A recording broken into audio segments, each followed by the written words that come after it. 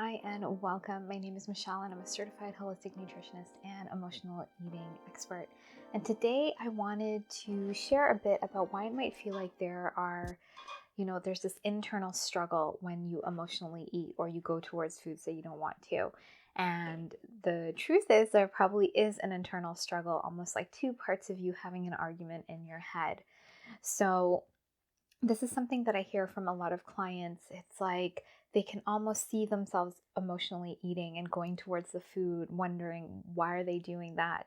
And that was my experience too. It's almost like I was watching myself eating the food or being taken over by some other part of me that I was out of body.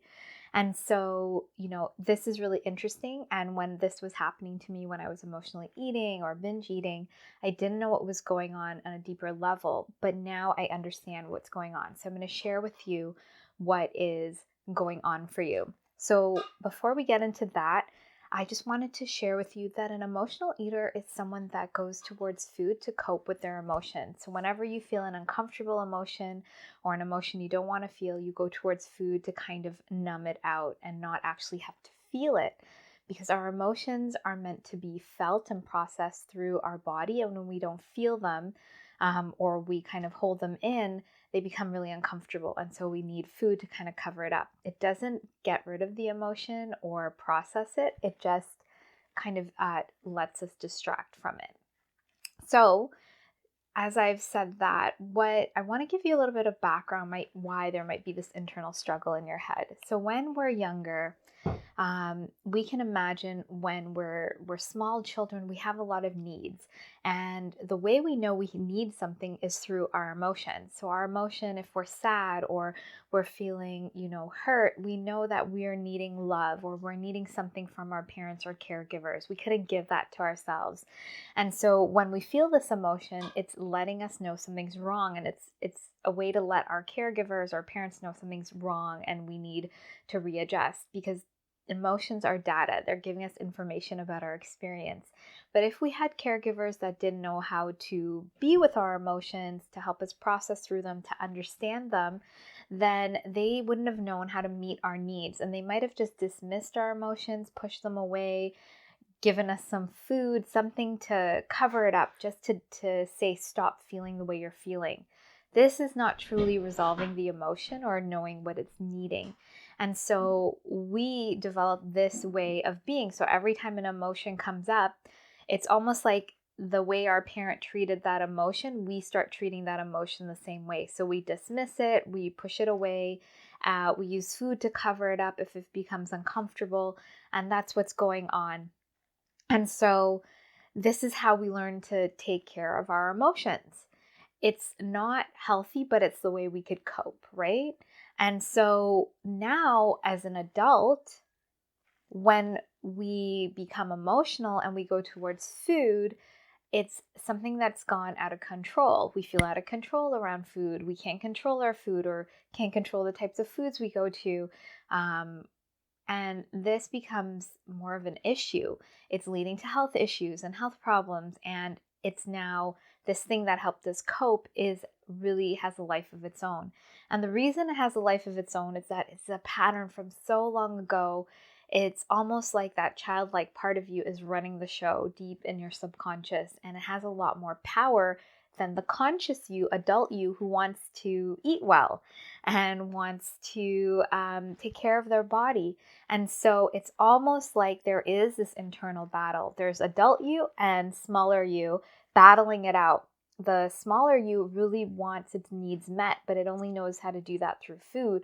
And the adult you is like, no, I don't want to meet the need through the food. But what the adult you doesn't do is meet the needs of the younger you, or even know how to do that.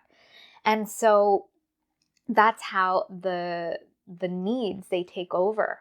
And that younger part of you that wants the food, it takes over, because the adult you has not learned how to listen, understand the younger you, and meet those needs. And so this is the new way of looking at emotional eating. How do we meet the needs of the emotion under the emotional eating? Because it has a lot of power. And I know a lot of times what we see with emotional eating is meet your needs, love yourself, wear red lipstick, take a bath. These are kind of surface ways to meet those needs. Yes, they're great for self-care and all of that, but we need to go deeper. We need to get to the root of the emotion and actually process it to hear the true need that needs to be met. And then we need to meet that need in a really healthy way.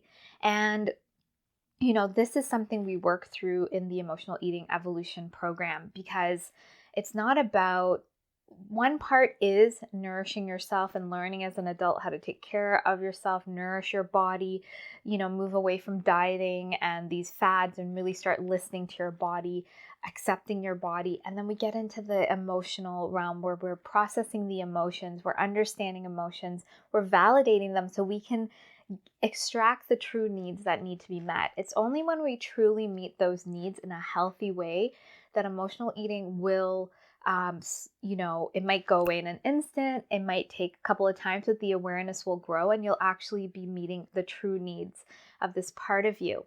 And so you will no longer have this internal struggle or battle, because as soon as you want to emotionally eat, the other part of you is going to know, oh, there's some needs that need to be met here. Let's do it in a healthier way. And so this is so important and so key to get a grasp on, because if we don't do it this way, we're just going to constantly be kind of putting ice cream on top of poop, maybe putting an affirmation or distracting ourselves or going for a walk or not really truly feeling the emotion. And we never really truly get to that true need. So if this is something that feels like it's missing for you in your emotional eating journey, I invite you to book in a complimentary emotional eating assessment call. And this call will help you see if the emotional eating evolution program is the right fit for you, to see where you're at, where you want to go, and if it can fill that gap. Because we need to fill that gap to get you from point A to point B. And this program really helps to fill that in. It has worked for me personally. This was my journey and my path, and I had to go through all of these steps to really move through my emotional eating and to truly meet my needs, not in a superficial way, but in a really deep-rooted, grounded way. So if this resonates with you, I invite you to book that call. And of course, if you have any questions or comments, leave them below. And I invite you to please like and subscribe, and also share this with someone who you think it would be of value to. So I hope this video has been helpful, and I look forward to sharing more with you, and I hope you have a great day.